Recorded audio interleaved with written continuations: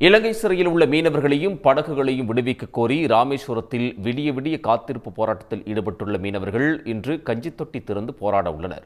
கருப்பு உடை மற்றும் பேட்ஜ் அணிந்து காத்திருப்பை தொடரவும் அவர்கள் முடிவு செய்துள்ளனர்.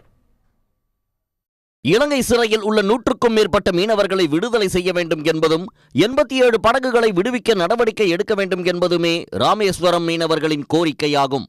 இதனை வலியுறுத்தி 7வது நாளாக வேலை நிறுத்தத்தை அவர்கள் தொடர்ந்து வருகின்றனர். நேற்று முன்தினம் முதல் தங்கச்சி மடத்தில் காத்திருப்பு போராட்டத்தையும் மீனவர்கள் மேற்கொண்டுள்ளனர். விடிய விடிய போராட்ட களத்திலேயே குடும்பத்துடன் இருந்து தங்களின் நிலையை உணர்த்தும் பாடல்களை பாடியவாறு போராட்டத்தை தொடர்ந்தனர்.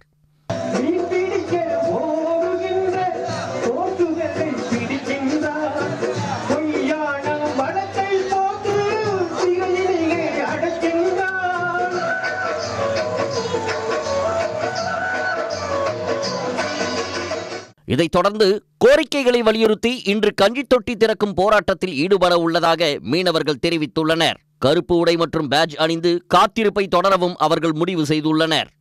எந்த மக்களுக்கும் இடையூறு இல்லாம கஞ்சி தொட்டி திறந்து அந்த போராட்டமும் எல்லாருமே கருப்பு பேச்சு அணிந்து அந்த போராட்டத்தை நாங்கள் முன்னெடுக்க உள்ளோம். இன்றும் தொடர்ச்சியாக நாங்கள் அந்த உள்ளிருப்பு போராட்டத்தை காத்திருப்பு போராட்டத்தை நாங்கள் நடத்திக்கிட்டே இருக்கிறோம். மத்திய மாநில அரசுகள் துரித நடவடிக்கை எடுத்து இந்த இலங்கை சிறையில் கஷ்டப்படுற அந்த மீனவர்களை மீட்டு கொடுக்கணும். இந்த வருகின்ற 5-7 தேதிகளில் படகுகளுக்கு வாய்தா வருது. உடனடியாக மத்திய அரசாங்கம் நினைத்தால் ஒரு போனில் அந்த மீனவர்கள் படகுடன் விடுவிக்கப்படுவாங்க.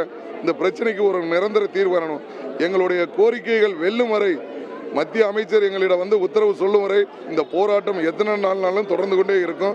சிறைபிடிக்கப்படும் மீனவர்களுக்கு 50 லட்சம் முதல் 1 கோடி ரூபாய் வரை அபராத தொகையாக விதிக்கப்படுவதால் மீனவர்கள் மிகுந்த வேதனை அடைந்துள்ளனர். இதனிடையே மாவட்ட ஆட்சித்தலைவர் தலைமையில் மீனவர்கள் கலந்து கொண்ட பேச்சுவார்த்தை நடைபெற்றது.